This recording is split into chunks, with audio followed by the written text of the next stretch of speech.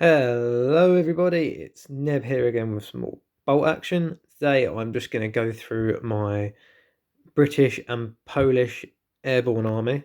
Now, so as you can see in front of you, some of them have flock on them and some of them don't. Some of them just plain muddy bases. That's just because I used some in a 500 point game recently.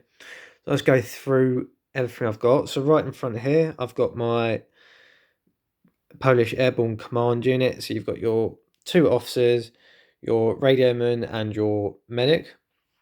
These are quite nice models, and they've got some quite nice detail as well. Once you get them painted up, they do look quite nice. Now, the majority of the infantry and also the teams all came from the British Airborne starter set, which allowed you to make them as Polish as well. So I've got just some SMGs.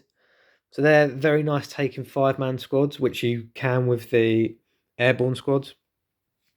You take them in 5-man and you can give them all SMGs, and they're just absolutely brutal. They've all got tough fighters, so they're all going to be very good. And you can take up and at them, I believe, as a British national trait, which means they automatically pass order test to charge.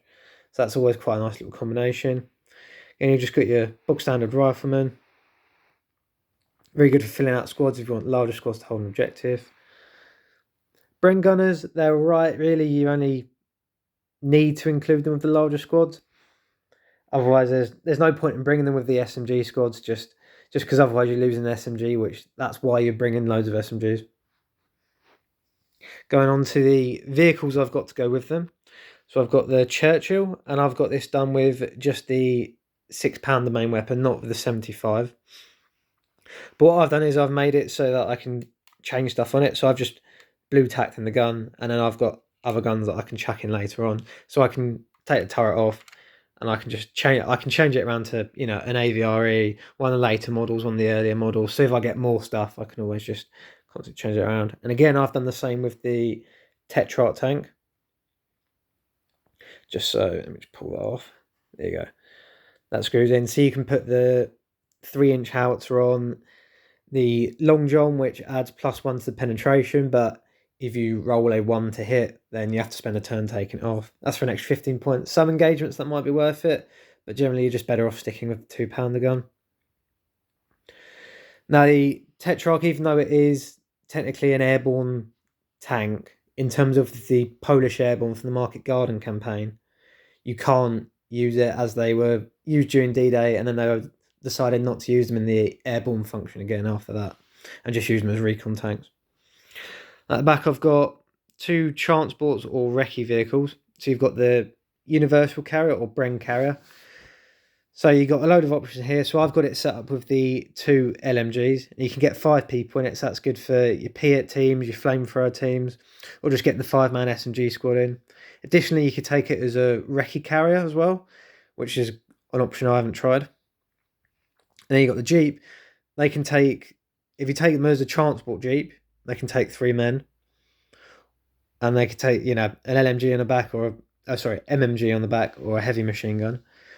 But what I like to do is I take it as the airborne recce Jeep. So they get, for about 65 points, I believe, for regular, might be a little bit higher for veteran, you get 1 MMG. For an extra 10 points, you get 2. And it's also got the recce roll, so it's not really too bad. And it's quite, especially when it gets up close, it's quite brutal. Going on to my weapons teams, we've got a sniper team, always good, always overpowered in bolt action 2nd edition. You can't beat taking out a 1-man on a artillery piece with 8 crew, and it just automatically getting destroyed. Always include where it's allowed, but often you're better off playing with people when you home rule it just to do extra pins. You've got my flamethrower team in the back. I think they're quite fun little units. They're not always, sometimes you whiff the shot, but it's very fun just putting a massive amount of pins on big infantry blobs. Piat team, they're okay. The only limit with them is the range. And then you got the light mortar at the back. You're probably not going to see much use with them. Moving on, the 6-pounder medium AT gun. It's going to be your mainstay, especially if you buy the starter army, for dealing with tanks and armoured vehicles. Quite good, in my opinion. Medium mortar, medium MMG, and just my spotter on the left. Again, they're quite staple weapons teams. personally, with the British, I wouldn't go with the MMG. You're better off, I think, going with the more towards a £6 or investing in the infantry teams, as you just get more worth it. As for example, you're especially going against Germany, your LMGs and machine guns are never going to equate to the same amount that Germany can bring, for example. So you're better off investing in other things and building something up around your national trait. Like, for example, taking the up and out of national trait rule and then getting the SMG squads in, which then allows you to automatically charge. Of course, that's just my opinion, and that's just how I like to run things. But thank you very much for tuning in, and see you again.